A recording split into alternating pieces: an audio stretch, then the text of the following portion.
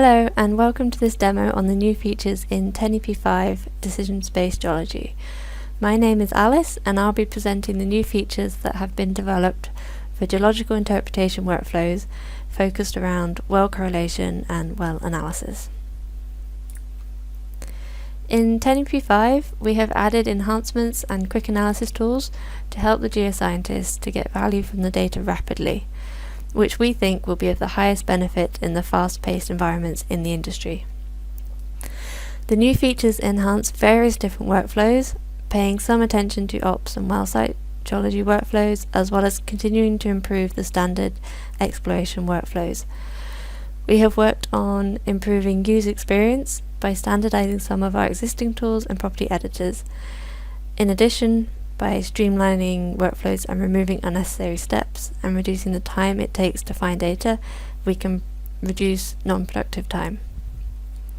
Alongside the new features, we have continued to stabilize DSG, in particular with improvements on GeoShaper functionality, well projections in section views, and correlation view performance with large data sets. So the new features that we've worked on are found in multiple areas within geological interpretation. We've worked on dip, date and decline curve quick analysis tools. Lithology strip and log curve work focuses on setting up display options more quickly. The strat column surface pick and horizon work was on improving the display and allowing the user to customize what they see in the correlation view, a lot of which is foundational for aiding the geoscientist to understand the subsurface and identify target reservoirs.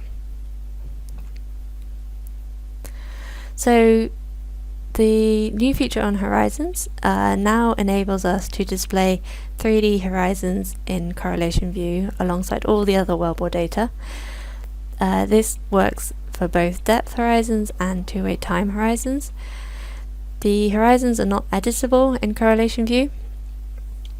It's just a way to let the user or the geologist to see the interpretation made by the geophysicist to enable some collaboration and better understanding of the surface.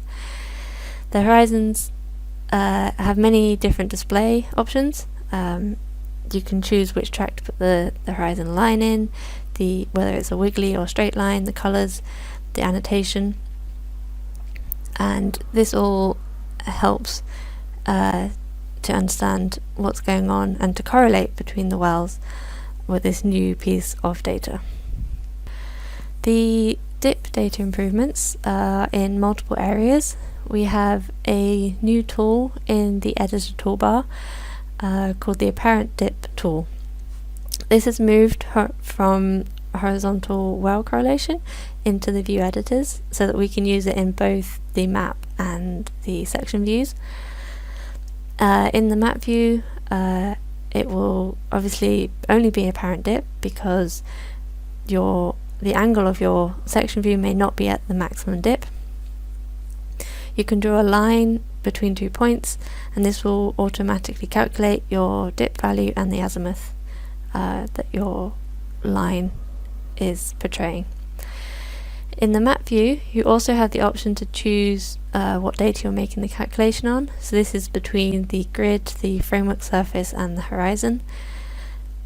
If you have multiple different things displaying in map view, you can click on the option to show only the selected surface to see what surface you are calculating the dip data on. We have also improved the scale for dip metadata in the correlation editor, so now you actually have scale readings and you have a symbol for the data, and we've added the option to display the dip meter by strike in map view. So previously we just had the dip and the dip azimuth, and in many cases users were having to relay the data with a 90-degree difference, which is very time consuming and could bring in potential errors. So this way we're making it much easier for the user to see their data in the way that they need, that will provide the most information to them. The decline curve improvements are focused around displaying production data as daily values. So now we can bring in daily production data and display it, and we can also change the scale for monthly data so that it displays by day. This is much more useful for geoscientists because they're used to seeing daily production values. We've also added a quick analysis tool that will calculate the average values from a user-defined interval on the graph. So the circled icon, when you click on that and you draw an interval, drag and drop across the graph, it will give you that readout of your daily average, your weekly average, and the monthly average. So this facilitates sort of quick analysis before you might want to go into more detailed analysis in some of our other applications. On the lithology side of things, we've also done quite a lot of work. We've collated a lot of, or all of the display options into one dialog rather than them being in multiple different places, and this means that we've reduced the mouse mileage and it's much more intuitive to the user. We've also added the option for lithology annotations. When this turns on, it will display the lithology class name within the well. This can be in a separate track or the same track as the actual lithology data, and this is very valuable for transferring knowledge between users. We also have a new import tool which converts real-time mudlog data into lithology strip data. This allows the user to bring in any data that's brought over into the mudlog tables into the lithology table so that it can be displayed in DSG. This is because real-time data will bring in mudlog values, however the user wants to see these instantly in their well in correlation view. So this tool, it only needs 3 clicks. You open up the tool from the lithology interpreter panel, and then there are some options on there for checking the data to see whether it overlaps or whether it's outside the range of the well. You don't have to make edits, but you can, and then you bring the data into DSG. This means that you don't have to completely reinterpret the lithology within DSG in case you have a separate application onshore and offshore to work on the lithology.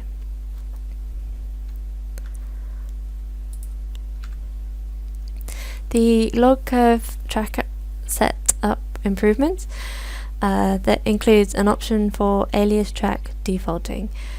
So this means that when you bring in a log curve with a specific name, if there's a track in well correlation with exactly the same name, that log curve will instantly display within that track. There's also an option to show only the log curve alias member name. So this allows you, when you have a group of log curves and you want to turn on the group, it will actually display the name of the first log curve within that group that's possible to display. So this means that you have much more information specific to what data you're actually looking at. Even though it's coming from a group, it will pick out the actual curve that you're looking at within that group. This reduces the setup time for log curves, and so that you don't have to search and add the log curves independently to use a defined track. The surface pick interpretation improvements include being able to adjust the display order of well picks in views. So this is most important for when you have more than one pick at the same depth and you want to choose which pick name to be displayed at the top. This situation would happen if you have an unconformity and you want to maybe either show the youngest stage or the oldest stage that's occurring at that depth. There's also the option to make a copy of another interpreter's pick as one of the MB3 options on a pick in correlation view. It's called a clone surface pick, and this is useful in the workflow where you might want to pick and choose from other people's interpretations to make one master set of picks, especially when you're reviewing surface picks. The strat column overlay improvements allow the user to display the surface type of strat column across all of the tracks in a well in correlation view. This means that it's much easier to understand what data falls into what stratigraphic interval, and it makes it easier to correlate between wells as well. And last but not least, we've also done a few other improvements in different areas. One of them is the well info pop-up box. So this now has some options that you can add. So when you're hovering the cursor over a well, it can show you things such as the well inclination and the well azimuth. This is really important if you want to know the angle of your well bore in relation to all the other data that you're looking at. In Cube View, we've added the option for well perforation display as live data, so it's to the same standard as casing and liner data. There are options to color this by status, such as open or closed, and there are other display options to show it as a circle or a triangle, etc. And this is just enabling the user to set up the display in the best way to provide the information that they want to convey. So with the new features in 10ep 5, we've enhanced various different workflows to reduce non-productive time and bring in quick analysis tools. We've also started to work on adding more data types into the correlation view so that it can be used in even more workflows that bring the disciplines together. Landmark acknowledges the provision of data for use in the video, including the publicly available Norway hydron data. Thank you for listening.